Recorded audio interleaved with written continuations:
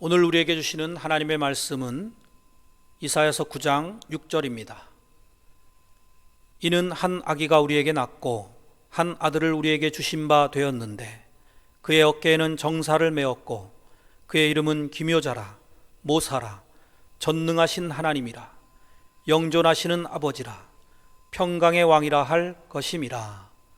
아멘.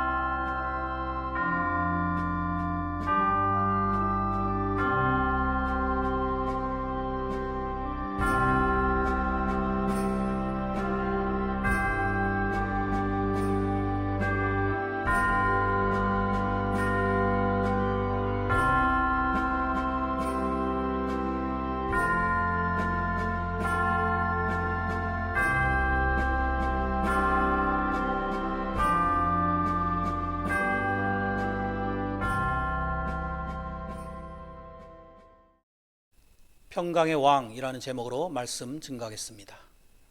오늘 말씀은 이사야 선지자를 통해서 메시아 탄생에 대해 주신 예언의 말씀입니다.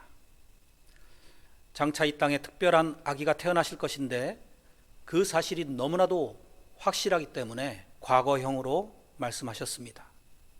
그리고 그 예언대로 메시아이신 예수님께서 이 땅에 오셨습니다.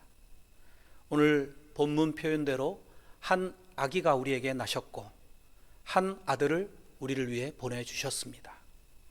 이 기쁜 성탄절에 우리를 위해서 오신 예수님에 대해서 특별히 그분의 속성을 담고 있는 이름들이 오늘 본문에 등장하는데요, 그 중에서도 평강의 왕이라고 하신 뜻을 같이 한번 상고해 보시면서 은혜 나누기 원합니다. 이 평강이라는 말은 원어적으로는 우리가 잘 알고 있는 샬롬이라는 말입니다. 우리말로 번역하자면 평강, 평화, 평안, 화평, 안녕, 화목 등으로 번역이 될 수 있죠. 영적이고 육체적이고 사회적이고 환경적인 완전한 안전한 상태, 행복한 상태를 말합니다.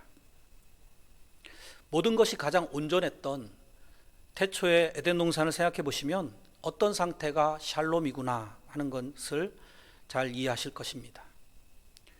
우리 인류는 궁극적으로 이 에덴 동산의 삶을 다시 회복하기를 소망하고 갈망하며 살아가고 있는 존재들이라고도 할 수 있죠.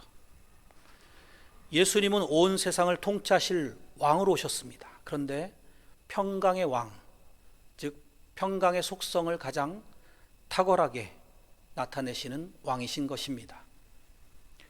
그래서 예수님께서 태어나실 때 그 첫 번째 성탄절 밤에 천군과 천사들이 목자들에게 나타나서 찬송을 했는데 이렇게 했습니다. 누가복음 2장 14절에 지극히 높은 곳에서는 하나님께 영광이요 땅에서는 기뻐하심을 입은 사람들 중에 평화로다. 세례 요한의 아버지 사가랴 아시죠? 성령의 충만함을 입고 예수 그리스도에 대하여 예언하기를 누가복음 1장 79절에 우리 발을 평강의 길로 인도하시리로다 라고 했습니다. 또 예수님께서 예루살렘 성에 종려주일 입성하실 때에 나귀를 타시고 입성하신 것은 무력으로 통치하고 정복하시려는 것이 아니라 사랑과 섬김과 겸손으로서 이 땅에 평화를 주시러 오셨다는 것을 상징적으로 보여주셨던 행위입니다. 또 예수님이 로마 군병들에게 잡히시기 전날 밤에 제자들에게 말씀하시기를 평안을 너에게 끼치노니 곧 나의 평안을 너에게 주노라. 내가 너에게 주는 것은 세상이 주는 것과 같지 아니하니라. 너희는 마음에 근심하지도 말고 두려워하지도 말라 라고 요한복음 14장 27절에 말씀하셨습니다. 부활하신 예수님께서 제자들에게 나타나셔서 하신 말씀의 첫 마디도 너에게 평강이 있을지어다 였습니다. 사도 바울도 모든 서신서들에서 은혜와 평강이 너에게 있을지어다 라고 축도하는 것을 봅니다. 그런데 이 샬롬이라는 말의 어원은 샬렘이라는 동사에서 나왔어요. 이 샬렘이라는 말은 대가를 지불하다라는 의미가 들어 있습니다. 그러니까 이 평강이라는 말 속에는 이미 예수 그리스도께서 이 평강을 주시기 위해서 희생과 대가와 헌신을 치르실 것을 암시하고 있는 것입니다. 우리를 위해 평강의 왕으로 오신 예수님께서는 이 평강을 우리에게 주시기 위해 십자가의 희생을 치르셨습니다. 자, 그러면 이렇게 대가를 지불하시고 예수님께서 가져오신 평강이 구체적으로 어떤 것인지를 한번 살펴보겠습니다. 그것은 무엇보다도 먼저 우리를 하나님과 하나가 되게 하심으로써 이루어내신 평강입니다. 주님은 우리를 하나님과 화평하게 하기 위해 오신 분이에요. 골로새서 1장 19절 이하를 읽어보겠습니다. 아버지께서는 모든 충만으로 예수 안에 거하게 하시고 그의 십자가의 피로 화평을 이루사 만물 곧 땅에 있는 것들이나 하늘에 있는 것들이 그로 말미암아 자기와 화목하게 되기를 기뻐하심이라. 전에 악한 행실로 멀리 떠나 마음으로 원수가 되었던 너희를 이제는 그의 육체의 죽음으로 말미암아 화목하게 하사 너희를 거룩하고 흠없고 책망할 것이 없는 자로 그 앞에 세우고자 하셨으니. 하나님 아버지께서 예수님의 십자가의 피로 화평을 이루셨다고 말씀합니다. 그래서 만물이 예수님으로 말미암아 하나님과 화목하게 되기를 기뻐하셨다라고 말씀하시고요. 예수님이 오시기 전에 우리의 상태는 하나님과 원수 관계였는데 이제 예수님의 대속적인 죽음으로 말미암아 값을 치루었고 하나님과 화목하게 되었고 더 나아가서 하나님 앞에 거룩하고 흠없고 책망할 것이 없는 신분의 새 사람이 되었다라는 것입니다. 할렐루야. 우리가 이 세상을 살면서 이 우주의 주인이시오 통치자이신 하나님과 화목하지 않고 어찌 진정한 샬롬의 이 평강을 누릴 수 있겠습니까? 제가 중학교 때 즐겨 불렀던 복음성가 중에 세상은 평화 원하지만 이라는 곡이 있습니다. 가사는 이렇습니다. 세상은 평화 원하지만 전쟁의 소문 더 늘어간다. 이 모든 인간 고통 두려움뿐 그 지겨움 끝없네. 네, 우리가 살고 있는 이 세상은 끝없이 분쟁과 다툼, 전쟁의 위협이 일어나고 있고 곳곳에 잠재해 있습니다. 그래서 지금도 유엔에서 밥 먹고 하는 일이 뭡니까? 어떻게 하면 이 땅에 평화가 올 것인가를 밤낮 연구하고 있지 않습니까?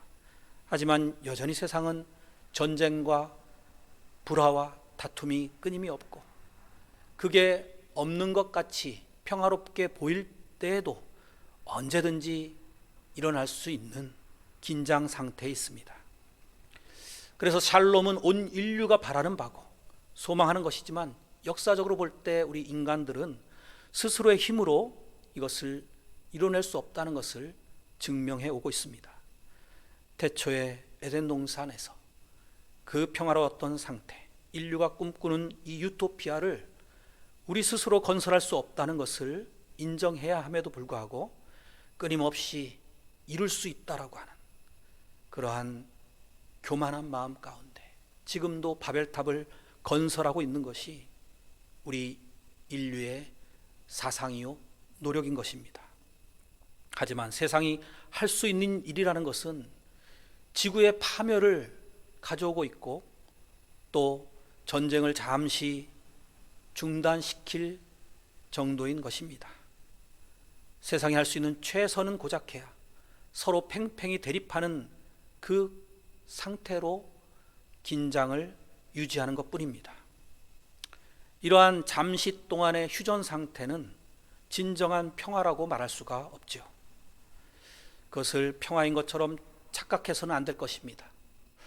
구소련이 붕괴하고 소위 탈냉전 시대 이후로 우리가 평화를 누리고 있다고 생각하는 이유는 세계 국가들이 전부 다 지식적으로 향상이 되었다거나 더욱 우호적이고 사랑이 풍성해졌다가 아니라 실은 서로 핵무기를 보유하고 있기 때문입니다. 그래서 이제 핵무기를 사용하고 3차 대전을 일으키면 결국 모두 망한다는 것을 알고 있기 때문에 자중하고 있는 것이죠. 이것은 진정한 평화가 아닙니다. 불안의 연속입니다. 우리가 찾는 참된 의미의 샬롬은 이런 것이 아닙니다. 약자들은 늘 강자들에게 괴롭힘을 당하고 있습니다. 굴림과 억압이 이어지고 있습니다. 러시아가 우크라이나를 침공한 사태만 생각해봐도 그렇습니다. 우크라이나가 과거에 핵무기를 보유하고 있었는데 1994년에 이 핵무기 포기를 대가로 미국과 러시아, 영국 등 강대국들로부터 주권과 안보, 영토 등을 보장을 받는 국제협정인 부다페스트 조약을 체결했습니다. 그것만 믿고 핵무기를 포기하니까 러시아가 안심하고 공격해 와서 2014년도에 크림반도를 강제로 병합했죠. 그것이 지금의 사태까지 이어지고 있는 것입니다. 인간의 역사 이래 교육 수준이 가장 높다고 할 수 있는 이 정보화 시대를 살고 있는 우리들임에도 불구하고 우리는 여전히 피 흘리기를 좋아합니다. 세상은 전쟁과 갈등, 분쟁과 극심한 다툼과 미움, 살기로 가득 차 있지 않는 때가 없는 것입니다. 인간은 스스로 진정한 평화를 이루지 못합니다. 거창하게 국가적인 차원, 세계적인 차원이 아니라도 먼저 우리 스스로를 한번 점검해 보시기 바랍니다. 우리는 하루에도 수십 번이나 사람들을 미워하고 증오함으로써 예수님께서 말씀하신 마음으로 미워해도 살인죄라고 하셨는데 그러한 살인을 하고 있는 우리들 아닙니까? 미움과 증오가 섞여서 분열을 조장하고 서로 간에 장벽을 쌓아 올리고 있지 않습니까?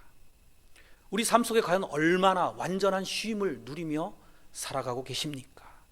참된 샬롬의 의미를 얼마나 이해하고 실천하며 그런 상태를 유지하며 살아가고 있느냐 하는 것입니다. 우리 안에서 계속해서 일어나는 내적인 갈등과 번민, 또 고통과 싸움이 끊이지 않고 일어나고 있지 않습니까? 사실 우리 안팎으로 치열한 전쟁터 가운데 살고 있다고 해도 과언이 아닌 것입니다. 그래서 성경은 이 세상을 공중 권세 잡은 사탄의 세상이라고 정의하고 있습니다. 에베소서 2장 2절에서 3절을 보면 그때 너희는 그 가운데서 행하여 이 세상 풍조를 따르고 공중의 권세 잡은 자를 따랐으니 곧 지금 불순종의 아들들 가운데서 역사하는 영이라. 전에는 우리도 다 그 가운데서 우리 육체의 욕심을 따라 지내며 육체와 마음에 원하는 것을 하여 다른 이들과 같이 본질상 진노의 자녀였더니 라고 했습니다. 이렇게 사단의 하수인으로 살아가는 것이 우리들인데 어떻게 이 땅에서 참된 평화를 누릴 수가 있겠습니까? 그래서 로마서 3장 17절에 보면 모든 사람들은 다 이 평강의 길을 알지 못하였다라고 성경은 증언하고 있습니다. 우리가 죄를 지음으로써 하나님과 원수가 되었을 뿐만 아니라 다른 사람들과도 담을 쌓고 살아가고 있는 것입니다. 창세기에 보면 첫 번째 범죄한 아담과 하와 사이에서도 서로를 원망하고 책임을 전가하는 모습이 나타났고, 또 그들을 통해서 태어난 형제 간에는 피를 흘리기까지 살인 사건까지 일어나게 되었습니다. 그 후로는 사람들이 날카로운 기계를 발명하고 무기를 만들어서 사람들을 죽고 죽이는 전쟁으로 흐르게 됩니다. 하나님과 불화하고 보니까 사람들끼리도 불화하게 되고 결국 전쟁의 참상이 벌어지게 된 것이 인류의 역사인 것입니다. 우리는 왜 이렇게 다퉈야만 하고 전쟁을 치러야만 할까요? 그 이유를 세상에서는 여러 가지로 진단하겠지만 성경적으로는 본질적인 문제, 핵심을 파헤치고 있습니다. 그것은 바로 인류의 죄 때문이라는 것입니다. 죄는 여러 가지가 있지만 대표적으로 한 가지 뿌리 깊은 우리 죄의 속성에는 교만이 있습니다. 이것은 하나님께서 가장 미워하는 것 중에 하나죠. 하나님의 자리에 인간 자신이 앉으려고 하는 교만. 그래서 세상의 모든 것들을 스스로 판단하고 나름 바르게 행동한다고 하지만 이러한 교만 가운데 결국 국가 간에 또 우리 사람들 간에 화평하게 하지 못하는 제일 큰 원인이 되고 있는 것입니다. 예를 들면 부부싸움을 할 때도 한쪽이 겸손하게 잘못했다고 숙이고 들어가면 싸움이 커지지 않을 것입니다. 그런데 자존심이 허락하지 않는다는 거죠. 이게 바로 교만의 다른 모습인 것이죠. 성경은 교만에 대해서 많은 부분을 할애해서 우리에게 교훈하고 있습니다. 새해에는 더욱 열심히 우리가 이러한 성경을 좀 연구했으면 좋겠습니다. 저도 열심히 성경을 전할 그러한 계획과 비전 가운데 기도하고 있습니다. 우리 주심교회 성도들 정말 복 있는 사람, 주야로 성경 말씀을 묵상하는 그러한 삶으로 나아가시는 한 해가 되기를 축복합니다. 사도 바울도 한번 보십시오. 원래 그가 예수님을 만나기 전, 회심하기 전에 그의 모습은 아주 교만한 사람이었습니다. 히브리인 중에 히브리인, 바리새인 중에 바리새인이라고 하는, 혈통으로는 베냐민 지파 사람이다. 가말리엘 문화에서 공부한 지식인이다. 이런 것들을 뽐내고 자랑하는 그런 사람이었어요.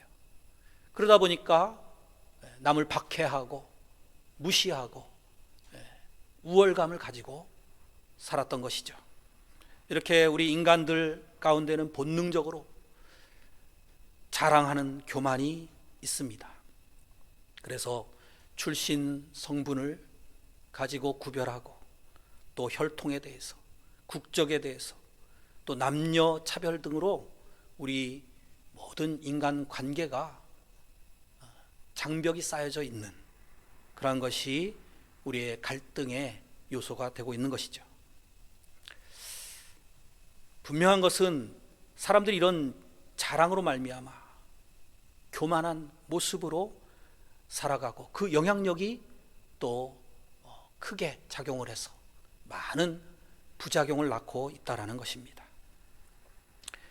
가진 자는 늘 더 가지려고 하고 남을 짓밟고라도 착취하려고 애쓰는 것, 이것들도 다 이러한 죄의 필연적인 결과인 것이죠. 그 속에서 분쟁이 싹틉니다. 거기에서 오는 부의 횡포, 이런 것들을 우리가 지금도 많이 목격하고 있지 않습니까? 예, 뭐 자세하게 말씀드리지 않아도 요즘 장안의 화제가 되고 있는 드라마 재벌집 막내 아들이라는 것을 한번 보세요. 거기 보면은 한번 잡은 이 부와 권세를 절대 놓지 않으려고 하는 인간 군상들의 모습이 잘 묘사가 되어 있습니다. 심지어 돈 때문에 아버지와 형제까지도 죽이려고 하는 그러한 모습까지 나오는데요. 뭐 이거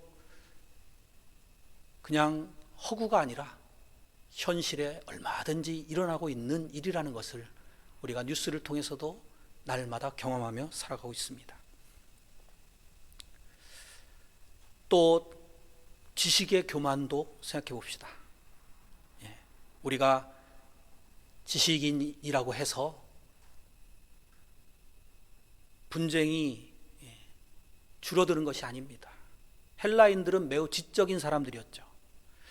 하지만 그들은 자신의 그 철학과 지혜를 자랑했고, 그래서 무식한 사람들, 야만인들, 이렇게 자기들과 타인을 구별하며 갈라놓는 그러한 갈등과 억압과 싸움의 요인을 지식 때문에 가져왔던 것입니다. 이것은 과거뿐만 아니라 오늘날에도 여전히 우리 가운데 있습니다. 지식이 뛰어난 자는 교만에 빠집니다. 또 그렇지 못한 자들도 잘난 척하네, 이런 식으로 비아냥거리고 질투하고 시기하는 가운데 계속해서 분쟁이 끊이질 않는 것입니다. 그런데 문제는 세상에 이러한 갈등들을 해결할 해법이 없다라는 것이에요. 하지만 우리에게 소망의 길, 변화의 새바람이 열려졌습니다. 새로운 살 길이 주어졌어요. 그것이 무엇입니까?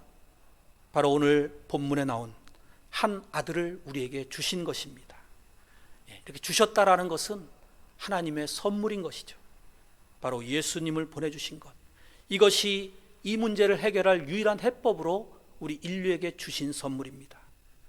그래서 성탄절은 이렇게 한 아기가 우리를 하나님과 화평하기 위해서 나신 날이고, 또 하나님의 아들을 우리를 위해서 주신 것을 기념하는 날입니다.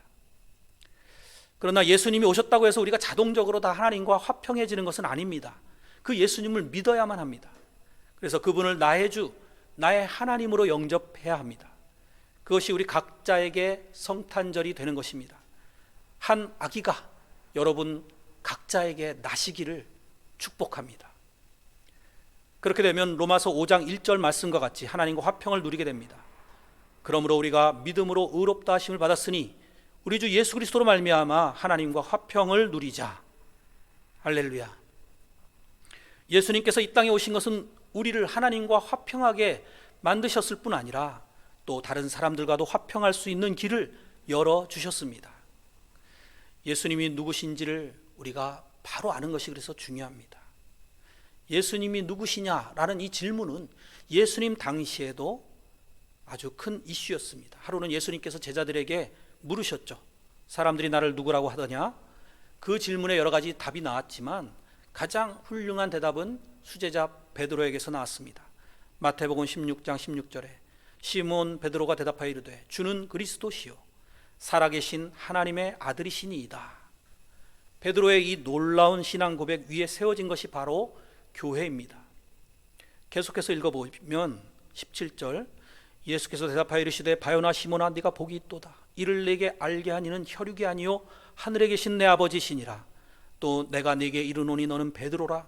내가 이 반석 위에 내 교회를 세우리니 음부의 권세가 이기지 못하리라. 이 교회로 인해 유대인과 이방인들이 하나가 되었습니다.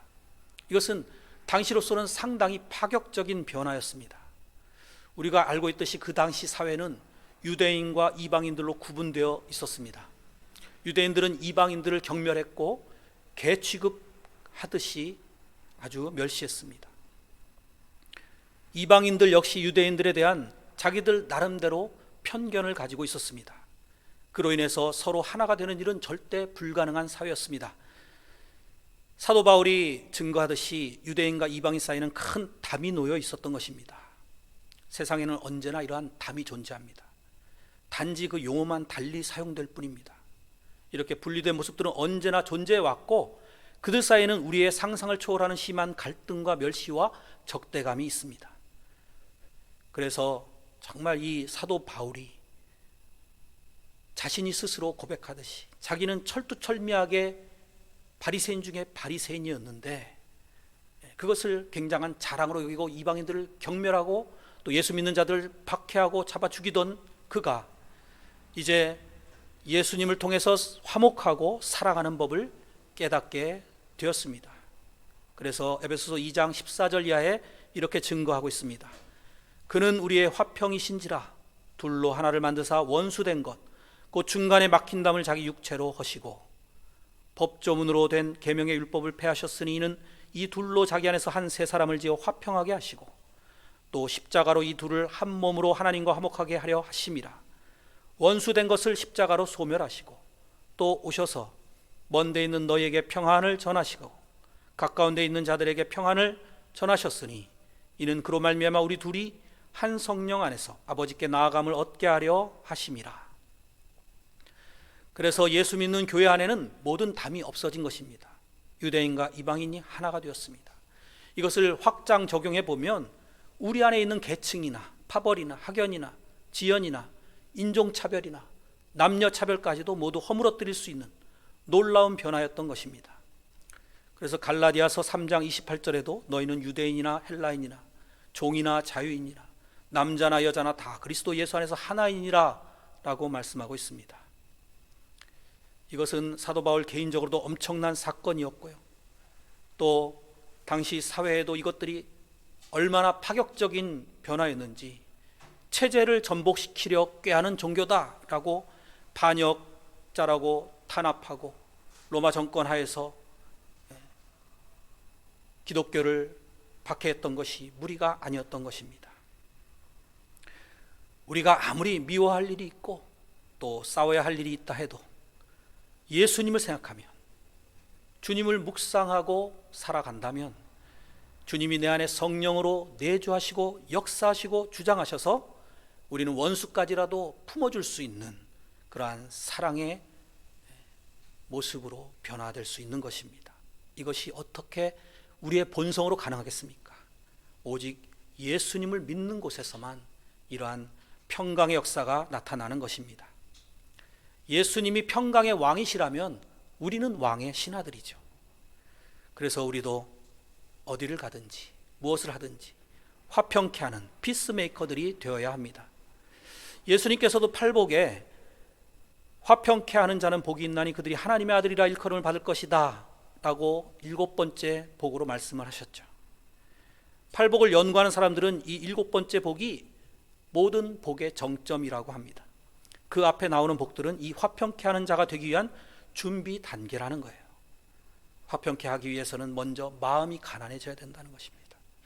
그 다음에는 애통하는 자가 되어야 하고, 또 온유한 자가 되어야 하고, 의에 줄이고 목마른 자가 되어야 하며, 긍휼히 여기는 자가 되어야 하고, 마음이 청결한 자가 되어야 한다는 것입니다. 그러면 결과적으로 화평케 하는 자가 되는데, 이럴 때 진정으로 하나님의 아들이라고 일컬음을 받을 수 있다는 것입니다. 그렇게 살아가다 보면은 박해를 받게 될 수 있는데, 그것이 8번째 복이죠. 의를 위하여 박해를 받은 자는 복이 있나니 천국이 그들의 것임이라. 나로 말미암아 너희를 욕하고 박해하고 거짓으로 너희를 거슬러 모든 악한 말을 할 때는 너희에게 복이 있나니 기뻐하고 즐거워하라. 하늘에서 너희의 상이 큼이라. 너희 전에 있던 선지자들도 이같이 박해하였느니라. 그래서 우리는 이 땅에서 화평케 하는 자로 살아야만 합니다. 예수님이 이 땅에 오신 목적이 그것이기 때문에, 그분이 평강의 왕이시기 때문에 우리는 평강의 메신저로서 살아야 하는 것입니다. 이것이 바로 예수님이 이 땅에 오신 목적을 바로 하는 성도의 삶인 것입니다. 예수님만이 우리의 교만을 겸손하게 변화시킬 수가 있습니다. 이것이 우리의 거듭난 새 삶이죠. 그러므로 평강의 왕의 동의어는 겸손의 왕, 섬김의 왕이라고도 할 수 있습니다. 주님은 우리를 구원하십니다. 구원이란 우리가 성취하는 것이 아니라 주님이 이루어 주시는 것입니다. 에베소서 2장 8절에서 9절에 이렇게 말씀하고 있습니다. 너희는 그 은혜에 의하여 믿음으로 말미암아 구원을 받았으니 이것은 너에게서 난 것이 아니요 하나님의 선물이라. 행위에서 난 것이 아니니 이는 누구든지 자랑하지 못하게 함이라. 우리의 소망이 여기에 있습니다. 사랑하는 성도 여러분, 성탄절은 아기 예수가 우리를 위해서 나신 날입니다. 특별히 평강의 왕으로서 오셨다라는 이 사실을 잊지 맙시다. 우리 안에 교만이 얼마만큼 자리 잡고 있습니까? 그것이 여러분을 온통 지배하고 있지는 않습니까? 하나님께서 성령의 조명 아래 우리가 얼마나 비참한 존재였는지를 깨닫게 해주시기를 바랍니다. 그래서 저와 여러분을 한없이 사랑해 주시는 예수님께로 시선을 옮기시고 고정하도록 인도하시기를 축복합니다. 그래서 우리의 구원을 위해서 자기 생명을 아낌없이 주신 주님만 바라볼 수 있기를 소망합니다. 그래서 우리가 하나님과 화목하게 되도록 우리를 이끄시고 또 우리가 서로 화목하도록 역사하시고 계신 그 예수님을 바라보심으로 참 평강을 누리시는 저와 여러분이 다 되시기를 예수님의 이름으로 간절히 축원드립니다.